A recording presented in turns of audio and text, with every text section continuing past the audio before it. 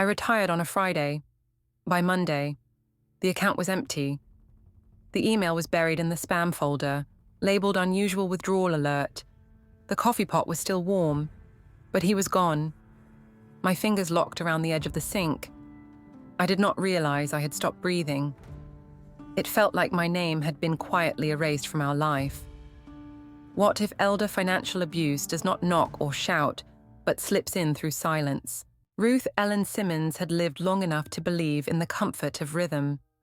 Each day began with the same quiet movements, placing the kettle on the stove, unlatching the window, watching morning settle across the gravel paths of her Prescott garden.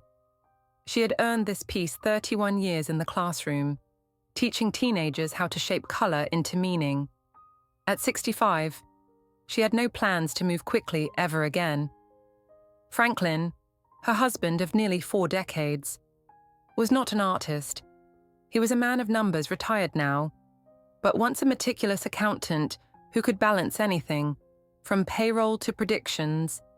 He had always handled the finances, and Ruth had always let him. After retirement, she leaned further into that trust. He had told her the accounts were stable, that their future was structured. The word comforted her, even though she didn't use it herself. Then he started talking more about Tom, his nephew. Ruth remembered Tom faintly, a quiet boy who used to break things just to learn how they worked. Franklin said the boy had grown into a visionary. Something about software infrastructure, something about a startup. She nodded the way one does when faith stands in for understanding. He seemed proud. She didn't interfere. Later, there were changes, but small ones. The office door stayed closed. The printer ran more often, spitting out statements she didn't read. There were late-night calls taken in the backyard, just out of earshot. And when she asked only once about the IRA, he'd said it was doing just fine. He smiled, but something about the smile was off, like a signature copied too many times. Still, she didn't press, not out of fear, out of habit. Then Monday arrived. She had planned to pay the electricity bill online, but the page refused her card. Strange. She opened her email to check the alerts, and that was when she saw it, an unread message, buried in spam, titled, "Full Transfer Confirmation, IRA Distribution Processed." She stared. The world narrowed. The coffee kettle hissed behind her. She didn't move. She clicked. The balance 0. Her name was still on the account, but her presence had clearly ended there. She pulled an old envelope from a kitchen drawer, the one where Franklin had once written down her login. With hands that had graded thousands of drawings, she typed each character like a question. It loaded. The withdrawal had taken place 2 weeks earlier. Every dollar, gone. Nearly 300,000. The destination, a business account. Not theirs. She recognized the name. Tom's. The air in the kitchen felt heavier. She looked around. The coffee pot was still warm. His mug sat on the counter, empty but not yet rinsed. I remember thinking I must have missed something, a conversation, a permission, a plan I had nodded to in passing. But the more I searched, the more I knew. I hadn't missed anything. Nothing had ever been said to me, because I was never meant to know. When Franklin returned home that evening, she did not confront him. She placed the printed statement on the table and walked out of the room. If he had explanations, she didn't hear them. She didn't want to. Her body was still catching up to the blow. That night, she barely slept. Not from fear, but from the cold realization that the world she thought she lived in no longer existed. She stayed in the guest room. In the morning, his car was gone. He left a note about needing time to think, but she already knew what that meant.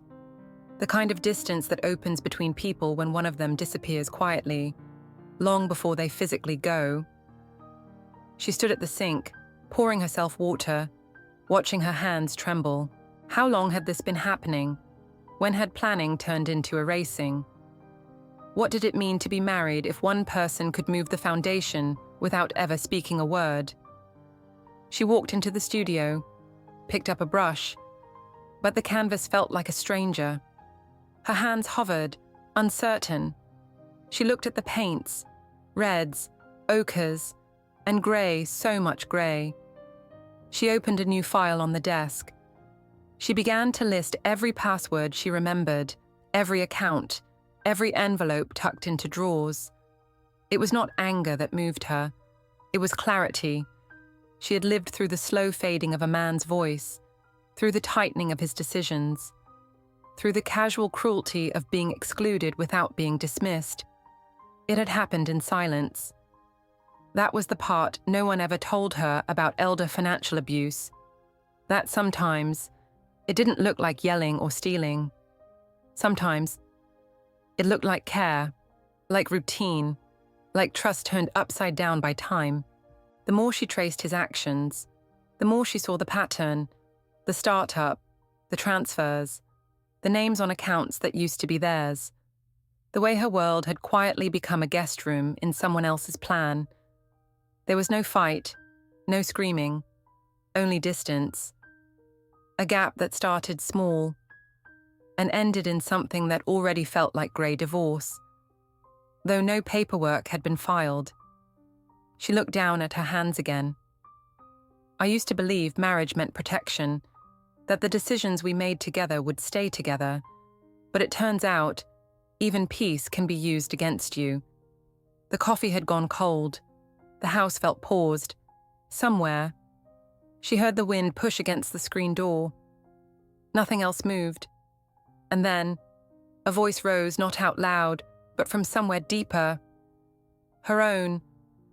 I guess I was never meant to know. Only to pay for it. There is a lie older than many marriages.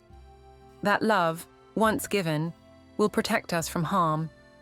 That devotion guarantees safety. That trust alone is enough.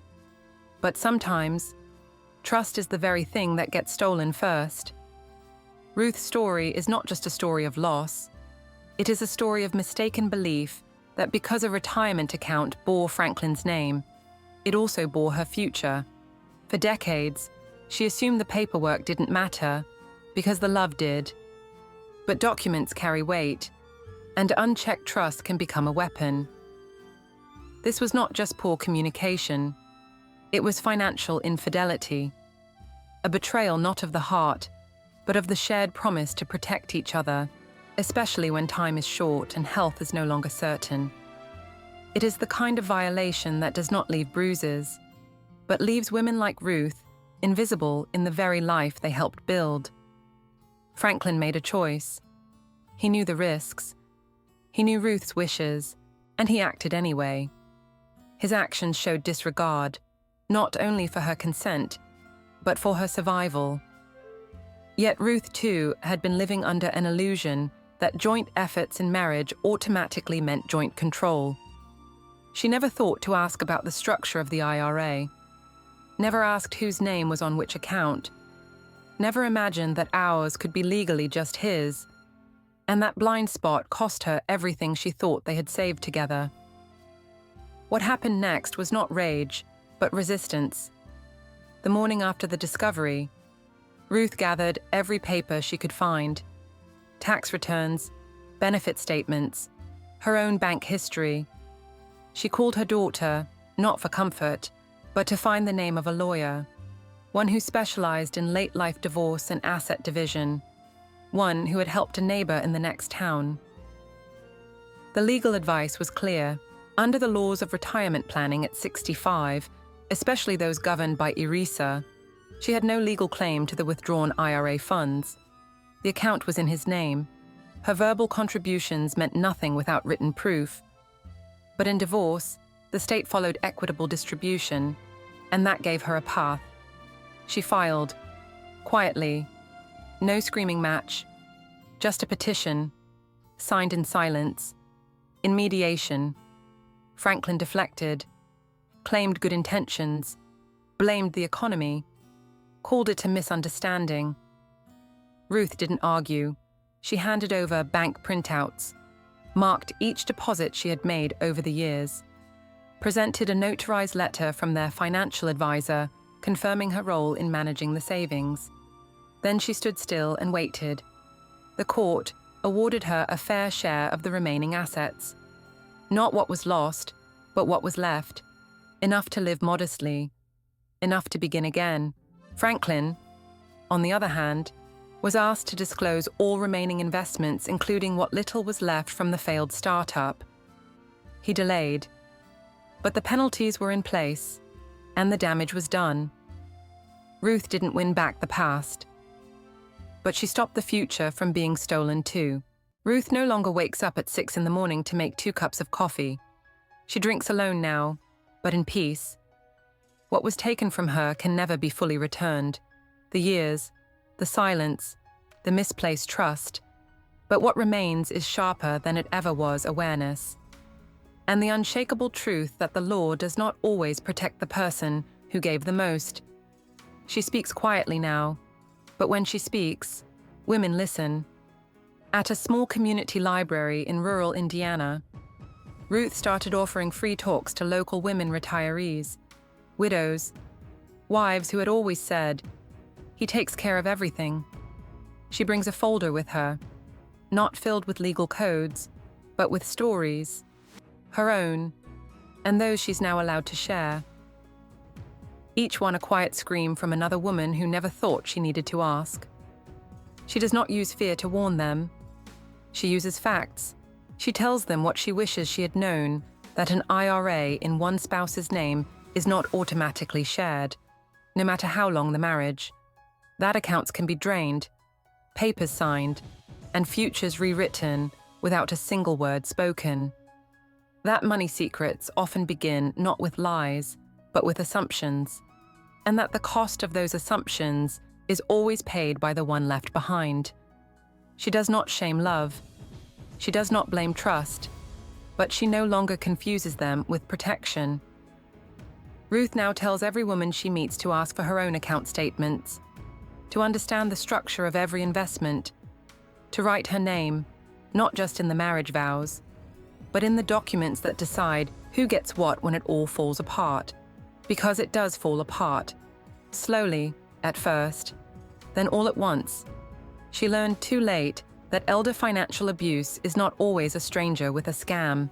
Sometimes, it is a husband with a promise, a shared life, rewritten behind a locked drawer. And so she fights back the only way she knows how, by telling the truth before it is too late for someone else. Her voice shakes, but she keeps speaking. Her hands tremble, but she keeps writing. And when someone asks, "How did you survive?" she says, "I made it through by refusing to be erased." The law may not recover every dollar, but it can still recover dignity. Ask questions. Sign together. Keep your name visible, because silence, in marriage, is never safety. It is the door that lets the loss walk in.